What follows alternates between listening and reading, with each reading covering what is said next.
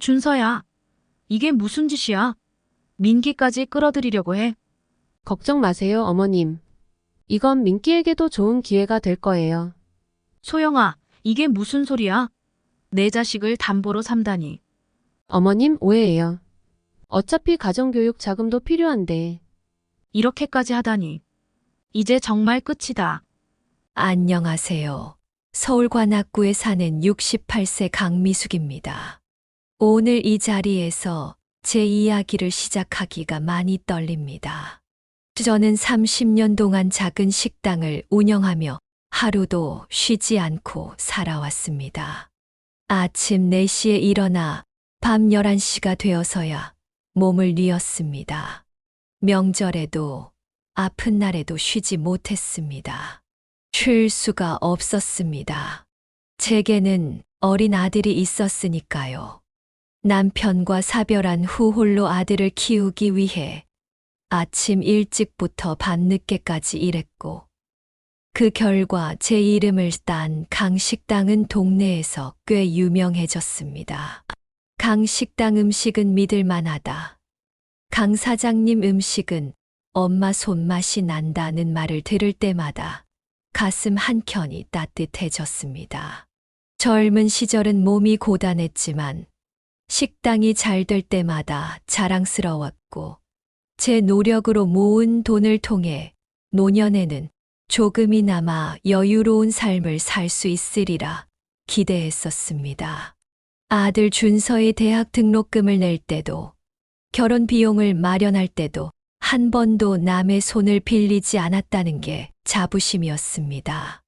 그렇게 5억 원이라는 적지 않은 돈을 모으고 식당을 은퇴한 지 2년이 지나 이제야 평화로운 노년을 즐길 수 있을 줄 알았습니다.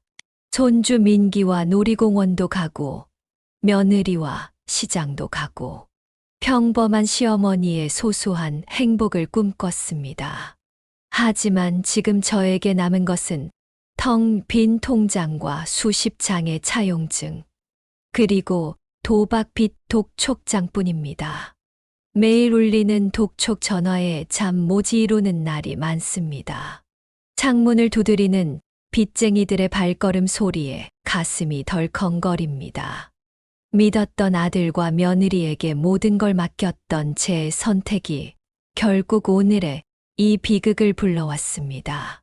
처음에는 직장을 다니며 저를 챙기던 아들이었지만 어느새 큰돈을 잃고 모든 책임을 저에게 전가하기 시작했습니다.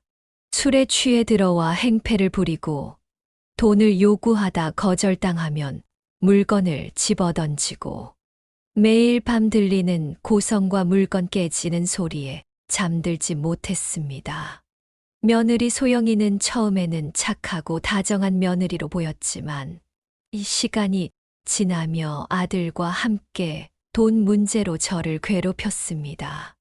어머님 도와주세요라며 눈물 흘리던 그 연기가 지금 생각하면 얼마나 가증스러운지 모릅니다.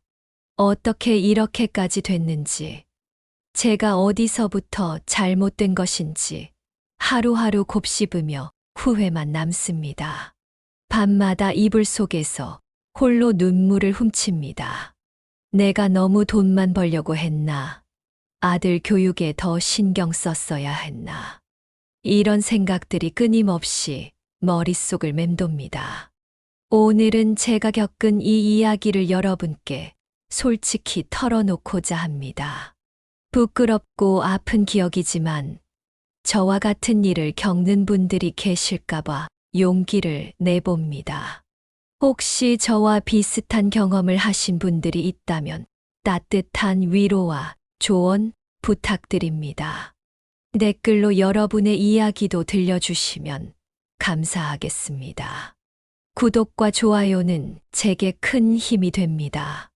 이제 본격적으로 제 인생이 나락으로 떨어지기 시작한 그 순간부터 이야기를 시작하겠습니다. 안녕하세요.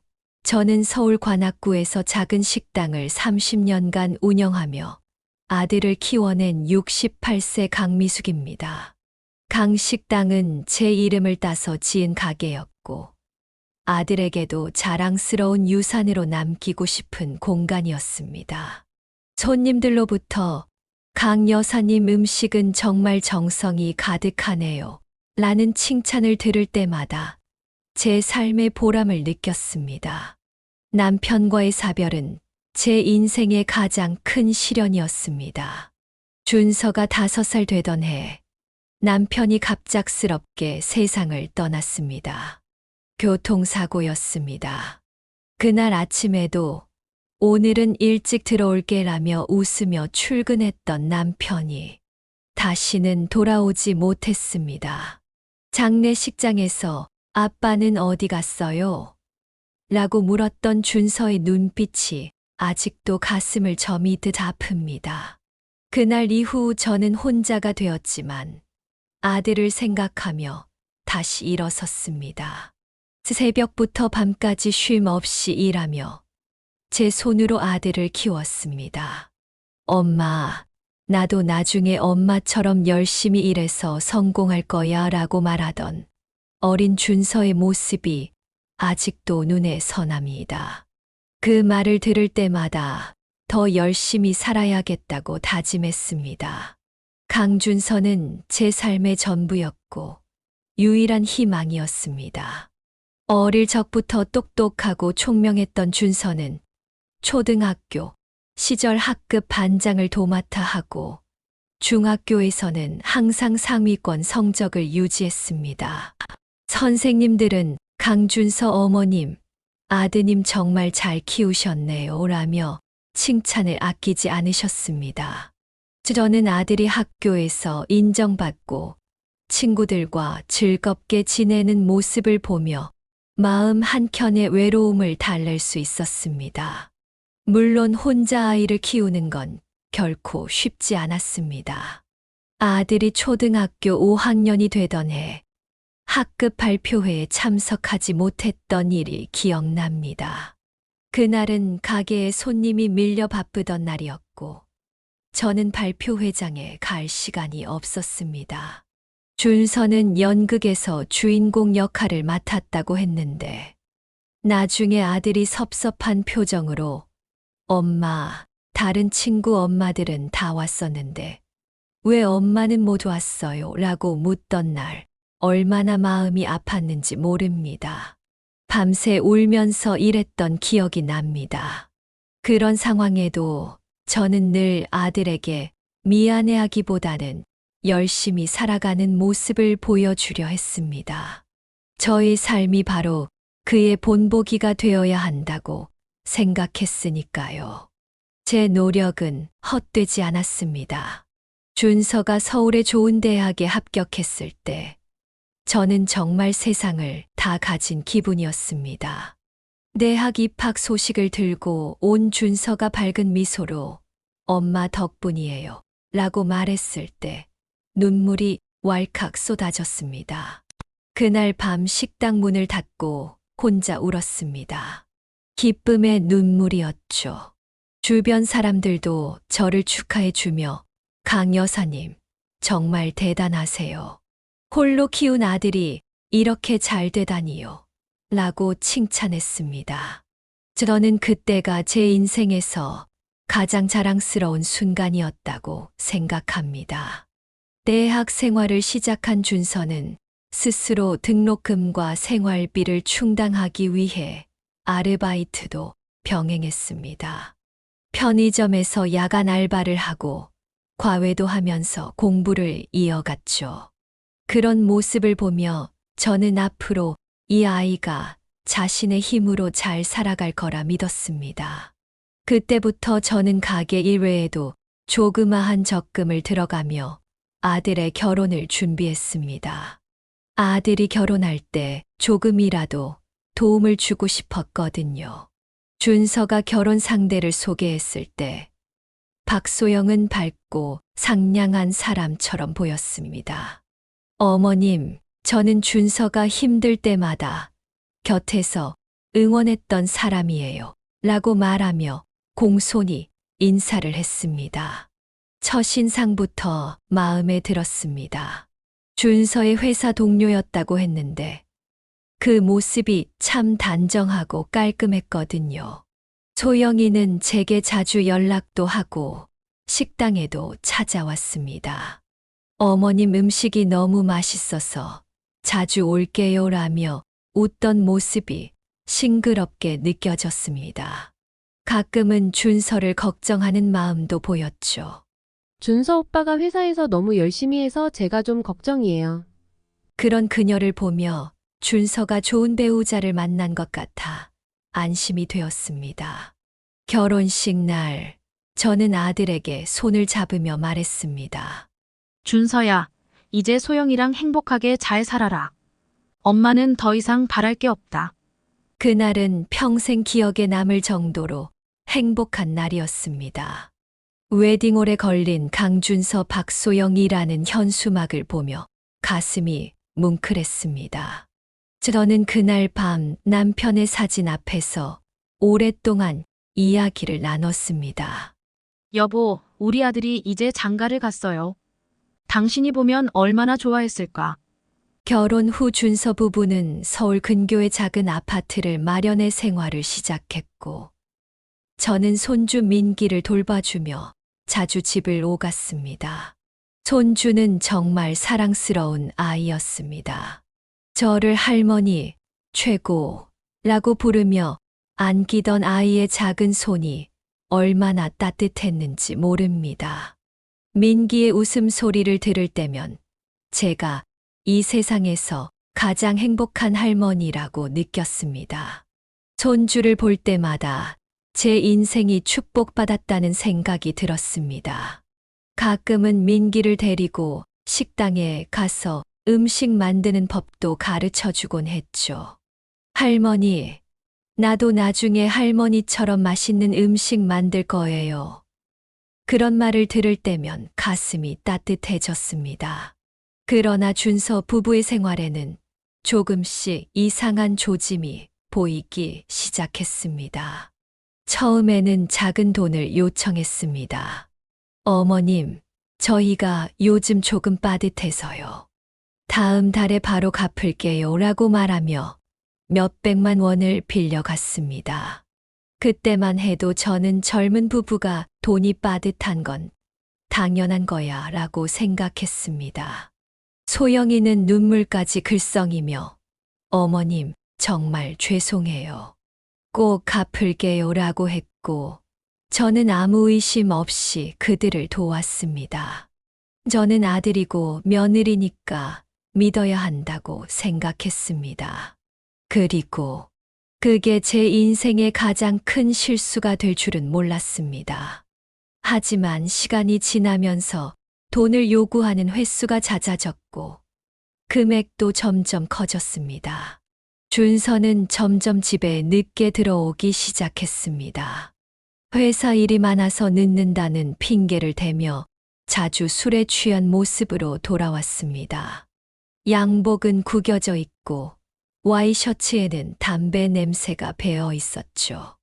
어느 날은 그의 방에서 술 냄새뿐만 아니라 이상한 도박 용지 같은 것도 발견하게 됐습니다. 빨간색으로 동그라미가 쳐진 숫자들, 어떤 메모들. 그때는 그저 이런 걸 왜 가지고 있지? 라고 단순히 넘겼던 게 지금도 후회됩니다.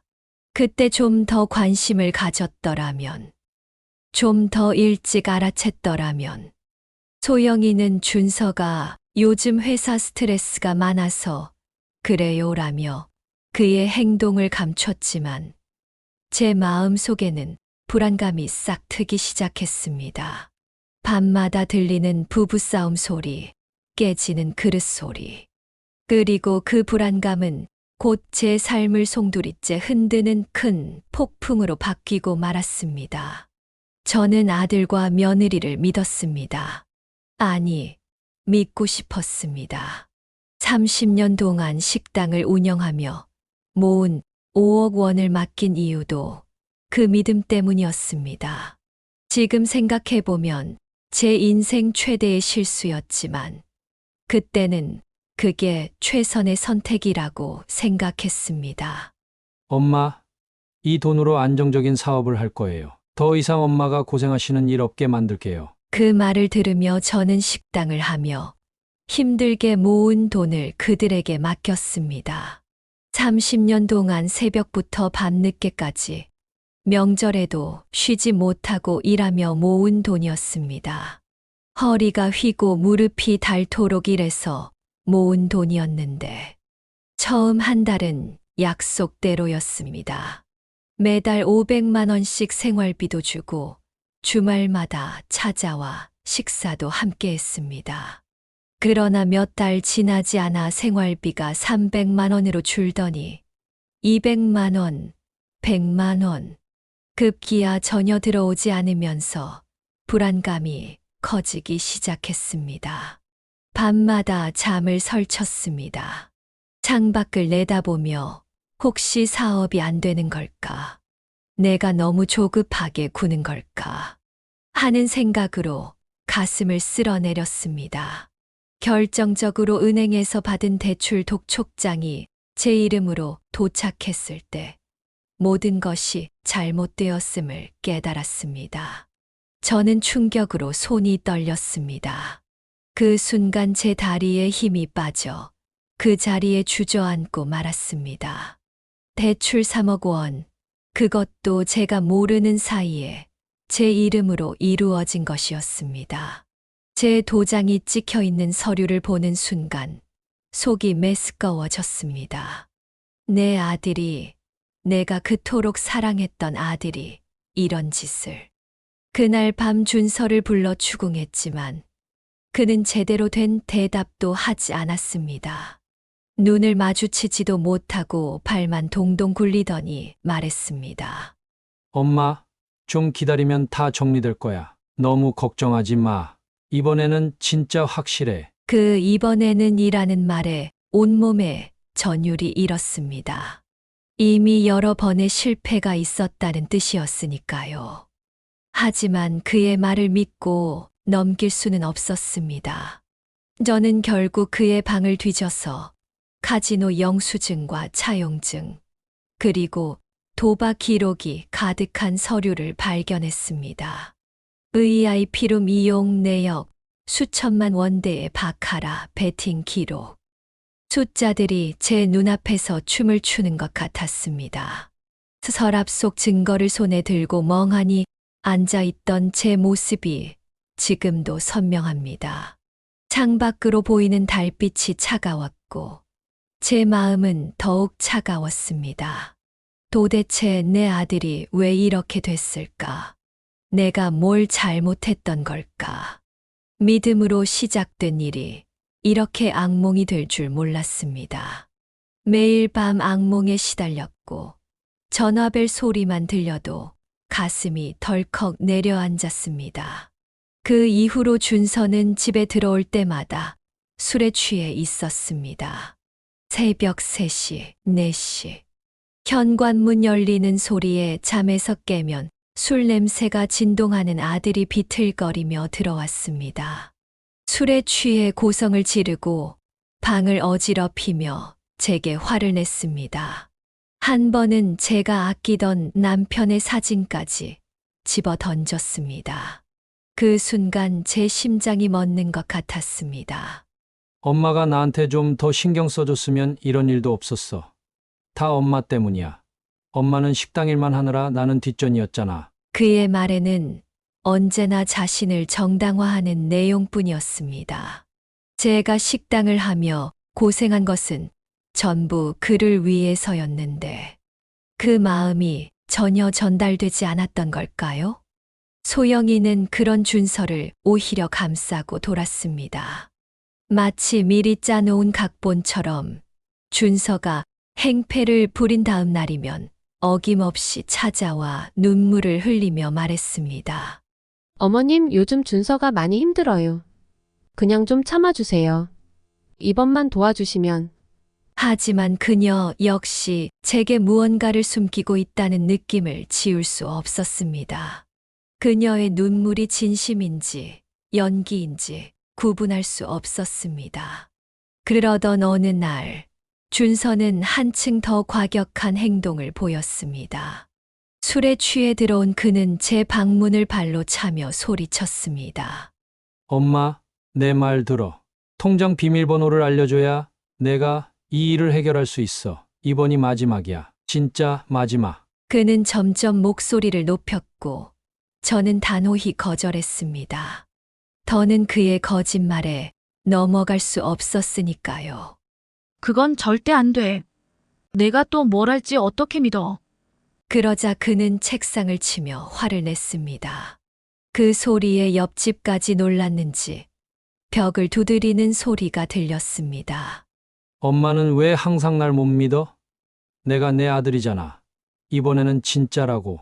대박이 눈앞인데. 그 순간 저는 그가 더 이상 제 아들이 아니라는 생각이 들었습니다. 제가 30년간 키워온 아들은 이렇게 폭력적이지 않았습니다.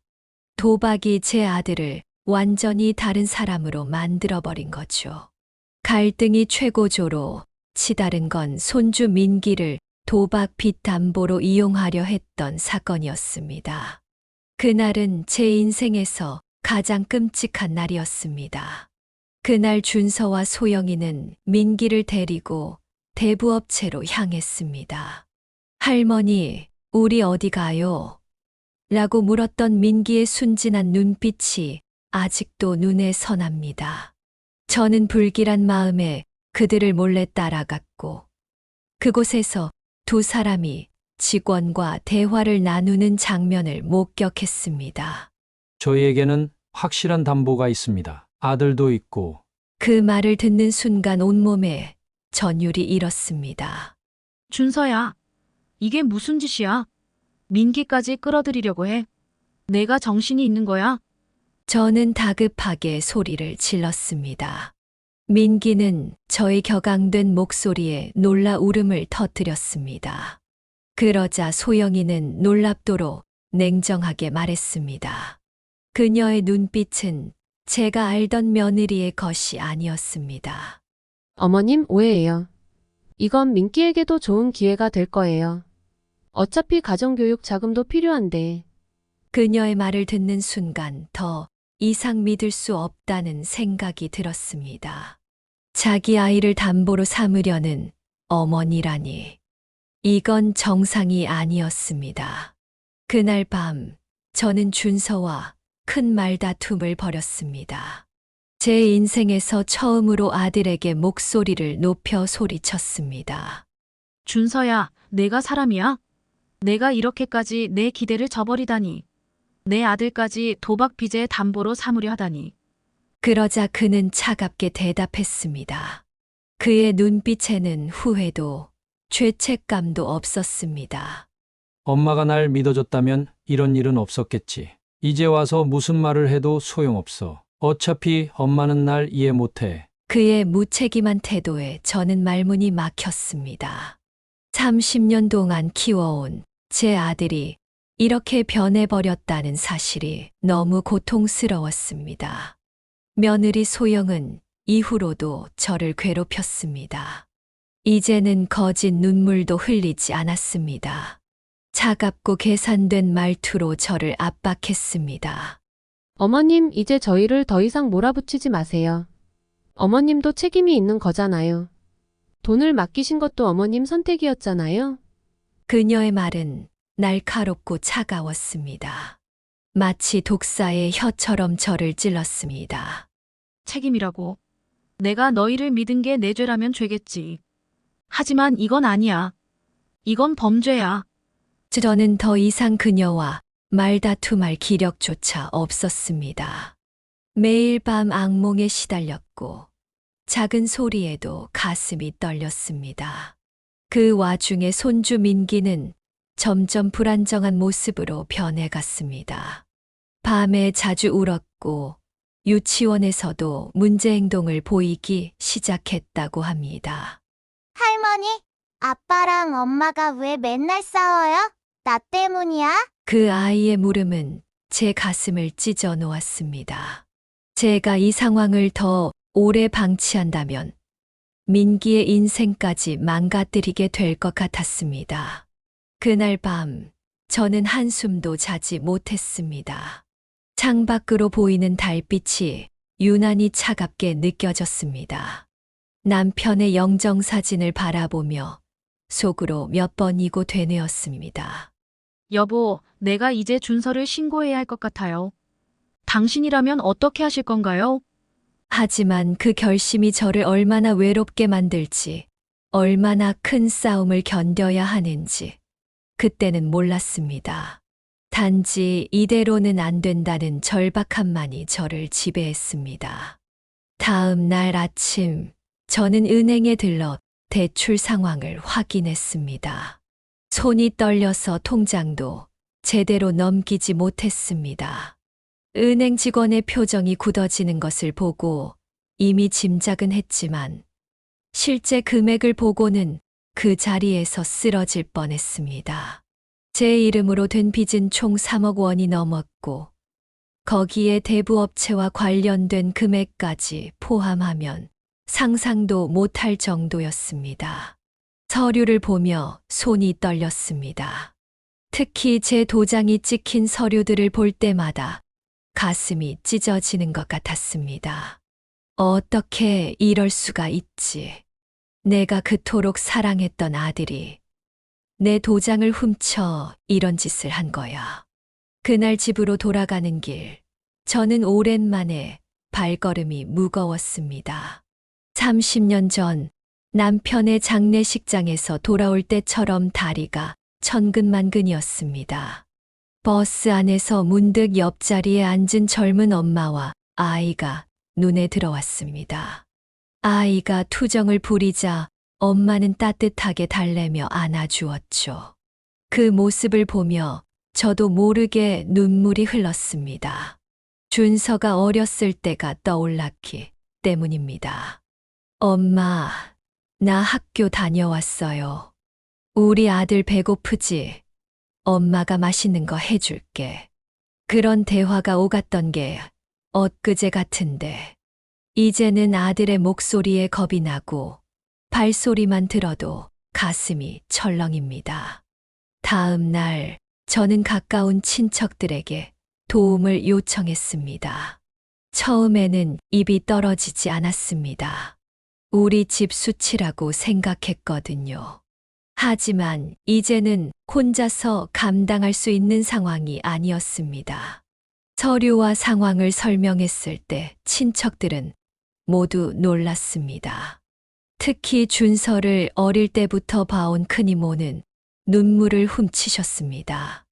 미숙 씨, 이게 사실이에요. 준서가 정말 이런 일을 한 거예요. 그 착하던 애가. 저는 고개를 끄덕이며 눈물을 참았습니다. 목이 메어 말이 나오지 않았습니다. 말을 잇지 못하고 흐느끼는 저를 보며 친척들은 즉시 도움을 주기로 했습니다. 큰이모부가 아시는 변호사를 소개해 주셨고 사촌 언니는 민기를 돌보는 일을 도와주겠다고 하셨습니다. 변호사를 처음 만난 날 저는 또다시 망설였습니다. 상담실 문 앞에서 몇 번이나 들어갈까 말까 고민했습니다. 하지만 민기의 얼굴이 떠오르자 용기를 내어 문을 열었습니다.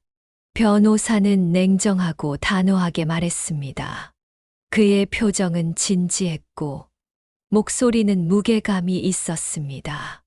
강 여사님, 이건 단순한 가족 간의 갈등이 아닙니다. 명백히 사기와 재산 침해에 해당됩니다.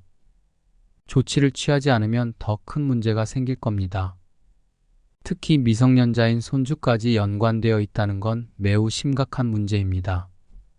그 말을 들으며 저는 처음으로 준서와 소영을 법적으로 대응해야 한다는 현실을 받아들였습니다. 그동안은 가족 간의 일이라고 생각했는데, 이제는 그런 미화된 표현으로 덮을 수 있는 상황이 아니었습니다.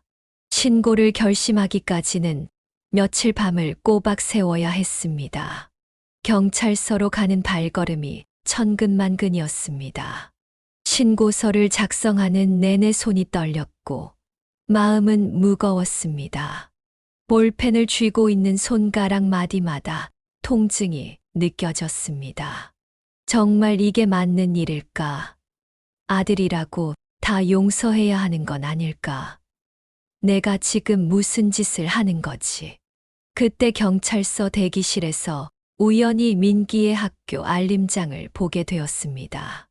우리 아이가 요즘 수업 시간에 자주 울어요. 상담이 필요할 것 같습니다. 담임 선생님의 메모를 읽는 순간 제 마음이 다시 단단해졌습니다. 이건 저를 위한 선택이 아니라 민기를 위한 선택이라고 스스로를 다독였습니다. 경찰관 앞에서 떨리는 목소리로 진술을 시작했습니다. 한마디 한마디가 가슴을 파고드는 것 같았습니다. 준서와 소영이 경찰의 조사를 받게 된 날, 저는 혼자 집 안에 앉아 있었습니다. 창밖으로 보이는 하늘은 유난히 푸르렀는데 제 마음은 까맣게 타들어가는 것 같았습니다. 집안은 고요했지만 제 머릿속은 혼란으로 가득했습니다. 준서가 어릴 적 찍은 사진들을 보며 울었습니다. 초등학교 운동회에서 달리기를 하던 모습, 중학교 졸업식 날 환하게 웃던 얼굴. 그 아이가 어쩌다 이렇게 되었을까요? 그들이 조사를 받고 있다는 사실이 한편으로는 안도감을 주었지만 다른 한편으로는 미안함과 후회가 몰려왔습니다. 경찰서에서 수갑을 차고 나오는 아들의 모습을 상상하자 가슴이 찢어지는 것 같았습니다. 내가 이런 결정을 하지 않았으면 더 나은 방법이 있었을까? 아니면 더 큰 재앙이 되었을까? 며칠 후, 민기는 저와 함께 살게 되었습니다. 처음엔 많이 힘들어 했습니다. 밤마다 악몽을 꾸고 이불에 오줌을 싸기도 했습니다. 상담 선생님은 민기가 심각한 불안 증세를 보인다고 했습니다. 할머니, 아빠는 나쁜 사람 아니지? 아빠는 왜 여기 없는 거야? 내가 잘못해서 그런 거야? 민기의 눈물 어린 질문에 저는 어떻게 대답해야 할지 몰랐습니다. 그저 아이를 꼭 안아주며 등을 쓰다듬어 줄 뿐이었습니다. 밤마다 민기의 머리를 쓰다듬으며 달래주었습니다. 하지만 저는 약속했습니다. 떨리는 목소리로, 하지만 단단한 의지를 담아서. 민기야, 이제는 할머니가 널 지켜줄게. 두려워하지 않아도 돼. 우리 같이 이겨내보자. 시간이 지나면서 민기는 조금씩 안정을 찾았습니다. 처음에는 학교에 가기를 거부하고 친구들과 어울리지 못했지만 상담 선생님의 도움과 담임 선생님의 세심한 배려 덕분에 조금씩 나아지기 시작했습니다. 할머니, 오늘 친구들이랑 축구했어요. 민기가 오랜만에 밝은 표정으로 이런 말을 했을 때 저는 화장실에 가서 혼자 울었습니다. 기쁨의 눈물이었습니다. 저는 민기의 작은 손을 잡고 다짐했습니다. 이제 민기를 위해서라도 내가 더 강해져야 해. 할머니가 꼭 행복하게 해줄게. 현재 준서는 법적 처벌을 받고 있습니다. 징역 5년. 아들을 감옥에 보낸 어머니라니 아직도 이웃들의 시선이 따갑습니다. 하지만 이제는 그런 시선도 견딜 수 있습니다. 준서는 경찰 조사 중에도 끝까지 저를 탓했습니다. 수갑을 찬 채로 저를 노려보며 소리쳤죠. 엄마가 나를 믿어줬다면 이런 일은 없었을 거야. 이게 어머니가 할 짓이에요? 그 말을 들으며 가슴이 아팠지만 이제는 달라진 목소리로 대답할 수 있었습니다. 내가 엄마를 이용한 순간 내가 한 잘못은 스스로 책임져야 하는 거야. 내가 민기까지 망치려고 했을 때 난 더 이상 엄마가 아닌 한 사람의 어른으로서 결정을 내려야 했어. 소영은 준서와 이혼하고 친정으로 돌아갔습니다. 마지막 만남에서 그녀는 또다시 눈물 연기를 했습니다. 어머님, 정말 죄송해요. 제가 잘못했어요. 한 번만 더 기회를 주세요. 하지만 저는 아무 대답도 하지 않았습니다. 그저 묵묵히 그녀를 바라보았을 뿐입니다. 이제는 거짓 눈물에 더 이상 흔들리지 않습니다. 제 삶은 다시 처음으로 돌아간 것 같습니다. 텅 빈 통장을 볼 때마다 한숨이 나오고 혼자 사는 집이 너무 고요하게 느껴지기도 합니다. 밤이면 문득 준서의 어린 시절 모습이 떠올라 눈물을 훔치기도 합니다. 하지만 이제 민기가 제 곁에 있습니다. 아침에 일어나 할머니, 좋은 아침이에요. 라고 인사하는 민기의 맑은 목소리가 저희 새로운 힘이 되었습니다. 민기와 함께 손을 잡고 밥을 먹고 학교 앞에서 기다리는 일상이 저에게 새로운 삶의 이유가 되었습니다. 지난주에는 민기와 함께 작은 화분을 샀습니다. 민기가 지은 이름은 희망이. 그 이름처럼 우리의 작은 희망도 조금씩 자라나고 있습니다. 가끔씩 저는 스스로에게 묻습니다. 내가 어디서 잘못된 걸까? 내가 준서를 그렇게 키운 게 문제였을까? 하지만 이제 그런 질문에 답을 찾으려 애쓰지 않기로 했습니다. 과거를 되돌릴 수는 없으니 민기와 함께 앞으로의 삶을 만들어 가는데 집중하려 합니다. 여러분은 어떻게 생각하시나요? 가족이라는 이름으로 얼마나 많은 걸 용서하고 또 어디까지 책임져야 할까요? 저처럼 비슷한 경험을 하신 분들이 있다면 따뜻한 조언과 응원을 부탁드립니다. 이 영상이 도움이 되셨다면 구독과 좋아요 부탁드립니다. 여러분의 응원이 저와 민기에게 큰 힘이 됩니다. 다음에는 민기와 함께 새로 시작한 우리의 일상을 들려드리고 싶습니다. 그때까지 모두 건강하시고 행복하시길 바랍니다.